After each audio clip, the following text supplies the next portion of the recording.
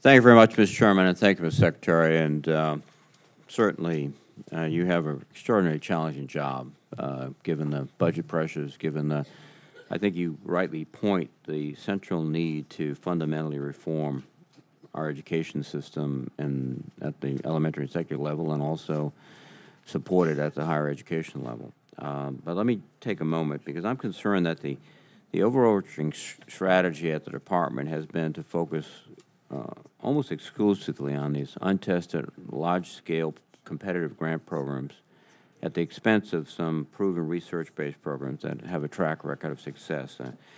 I mean, Race to the Top is probably the signature program. That is a novel and I think bold way to sort of rethink education, but it has displaced programs, for example, like the library programs, the school library programs, and the department's own evaluation has found these programs to be extraordinarily effective over many decades.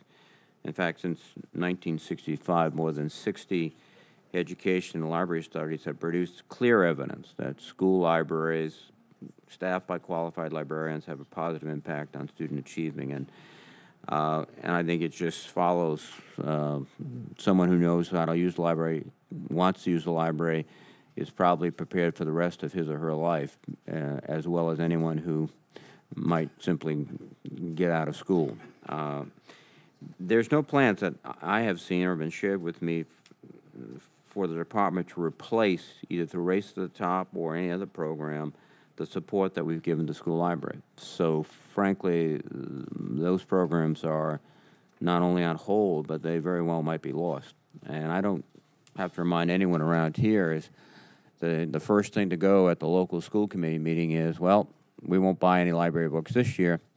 In fact, back in the 1990s when I got involved in this issue, librarians would come to me with books stamped ESEA 1965, and that was 25 years after the legislation was passed.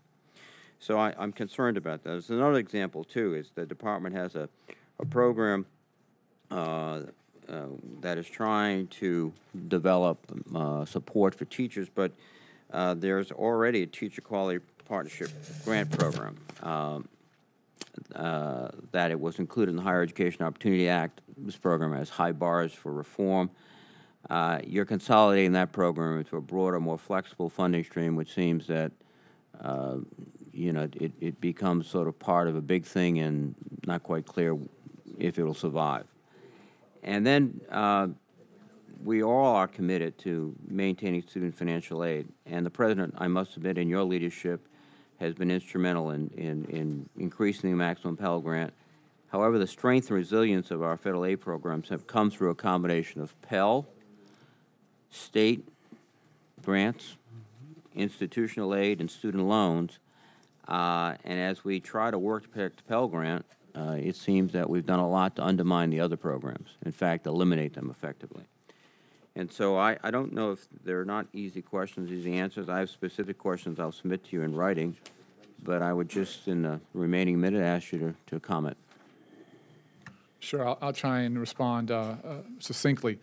So the vast majority, I'll be very clear, the vast majority of our funding has been, continues to be, and will be going forward, formula-based, not competitive-based. And in fact, 84% of our money is formula-based funding, the absolute large majority being Title I and IDA. We have asked for a small percent of money to reward excellence and courage. And what's been so interesting to me in programs like Race to the Top is it's not just the states that won money, like your state, but it's a state like Chairman Harkin's where they didn't receive a dime from us, but we've seen a massive amount of change. For the first time, states are raising standards, and that benefits disadvantaged children, rural children more than anyone. We've dummied down standards in far too many places. And so at the end of the day, it wasn't just about who received money, it was creating a climate in this country where folks started to do the right thing, started to think about high standards, are working together on better assessments, are finally turning around chronically underperforming schools that they hesitated to do before. And so that work is going on nationwide, whether states receive money or not. In terms of the literacy funding in school libraries, and you've been a passionate advocate there, we were very disappointed that in our FY11 budget, funding for literacy basically got decimated, went to zero in the CR. And so we're asking for a very substantial increase in literacy funding because that is so fundamental, so foundational to student learning. And if students can't read, if they can't express their ideas verbally and on paper, frankly, much else we do doesn't matter. And so we're again, in tough economic times, asking for a significant boost in that funding there. And then again, just finally on the access to higher education, we want to continue, as I've said repeatedly, we want to continue to maintain that commitment. One thing we haven't talked about is we're asking for some I3-like money, some creative money, to really reward institutions and states and nonprofits who can increase completion rates and increase productivity and do a better job of helping students with disabilities to graduate. So for me, access is desperately important, but it's got to be about more than access. It's got to be about attainment. It's about getting that college diploma. And we want to really invest in places that are going to build cultures around not just access, but around completion. Mr. Secretary, I have specific questions I will submit to you, but I thank you again for your presence today and for your service. Thank you. Thank you.